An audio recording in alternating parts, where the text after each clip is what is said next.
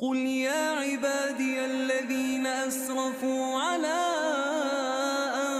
أنفسهم لا تقنطوا من رحمة الله إن الله يغفر الذنوب جميعا إنه هو الغفور الرحيم. السلام عليكم ورحمة الله. الحمد لله رب العالمين. الصلاة والسلام على رسول الأمين وعلى آله وصحبه أجمعين أما بعد. أعوذ بالله من الشيطان الرجيم. بسم الله الرحمن الرحيم. يا أيها الذين آمنوا اتقوا الله حق تقاته ولا تموتن إلا وأنتم مسلمون. പ്രിയപ്പെട്ട സഹോദരങ്ങളെ, സുഹൃത്തുക്കളെ, ഒരു വിശ്വാസിയുടെ ജീവിതം വളരെ ഗൗരവമുള്ള ഒരു പ്രക്രിയയാണ്. നമ്മൾ ഓരോ ദിവസവും നമ്മുടെ ആയുസ്സിൽ നിന്ന് നമുക്ക് അള്ളാഹുവിൻ്റെ അനുഗ്രഹങ്ങൾ അനുഭവിച്ച് ഓരോ ദിവസവും നമ്മൾ കടന്നു പോവുകയാണ്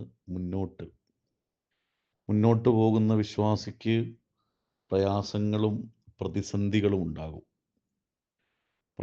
പ്രതിസന്ധികളെ മറികടക്കാനുള്ള വിശ്വാസിയുടെ കരുത്ത് അപാരമായിരിക്കും എന്നാണ്. അതുകൊണ്ട് നമ്മളെല്ലാവരും ഒരു യഥാർത്ഥ വിശ്വാസിയായി ജീവിക്കാൻ നമ്മൾ പരിശ്രമിക്കുക.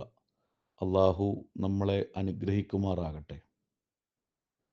എന്തിനാണ് ജീവിതം എന്ന ചോദ്യത്തിന് ഖുർആൻ നൽകുന്ന അനവധി മറുപടികളുണ്ട്. അഫഹസിബത്തും അന്നമാ ഖലഖനാകും അബസൻ വ അന്നകും ഇലൈനാ ലാ തുർജഊൻ. നിങ്ങളെ നാം വെറുതെ കളിതമാശയ്ക്ക് വേണ്ടി സൃഷ്ടിച്ചതാണോ? അതല്ല, നിങ്ങൾ എന്നിലേക്ക് മടക്കപ്പെടില്ല എന്ന് തെറ്റിദ്ധരിക്കപ്പെടുന്നുവോ എന്ന ഖുർആനിൻ്റെ ചോദ്യം. നിങ്ങൾ ഒരു കളിതമാശയ്ക്ക് വേണ്ടിയിട്ട് ഈ ലോകത്തിലേക്ക് വെറുതെ വന്നതാണോ? ഈ ലോകം എന്ന് പറയുന്നത് നിങ്ങളെ വഞ്ചിക്കുന്ന വിഭവമാണ്. കളിയും തമാശയും വിനോദങ്ങളുമായി തീർക്കേണ്ട ഒന്നല്ല ഈ ലോകം. ഇസ്ലാം നമ്മുടെ തമാശകളെയോ സന്തോഷത്തെയോ ഈ ജീവിതത്തെ മനോഹരമാക്കുന്ന നല്ല സംസാരങ്ങളെയോ നല്ല സാഹിത്യങ്ങളെയോ നമ്മുടെ ബന്ധങ്ങൾ ഇണക്കി ചേർക്കുന്ന കൂടിയിരുത്തങ്ങളെയോ ഒന്നും എതിർക്കുന്നില്ല. പക്ഷേ ജീവിതത്തിൻ്റെ ആത്യന്തികമായ വിശ്വാസപരമായ കർമ്മപരമായ ലക്ഷ്യം വിസ്മരിച്ചുകൊണ്ട് നമ്മൾ മുന്നോട്ട് പോകാൻ പാടില്ല.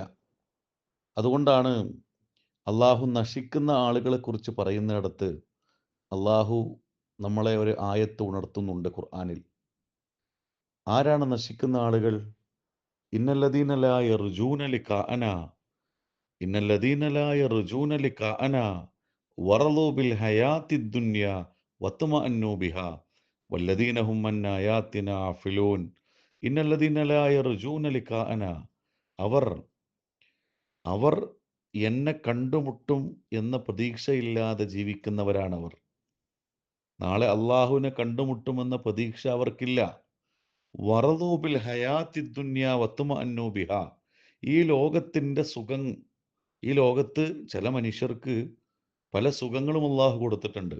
അത് ആരോഗ്യമാവാം, സമയമാവാം, സമ്പത്താവാം, അങ്ങനെ പലവിധ സുഖങ്ങളുണ്ട്. അതാണ് യഥാർത്ഥ സുഖം എന്ന് വിചാരിച്ചിരിക്കുന്നവരാണവർ. വല്ലദീനഹും അൻ ആയാതിനാ ഗാഫിലൂൻ, അവർ എൻ്റെ ദൃഷ്ടാന്തങ്ങളെ തള്ളിക്കളയുന്നവരാണവർ എന്നാണ്.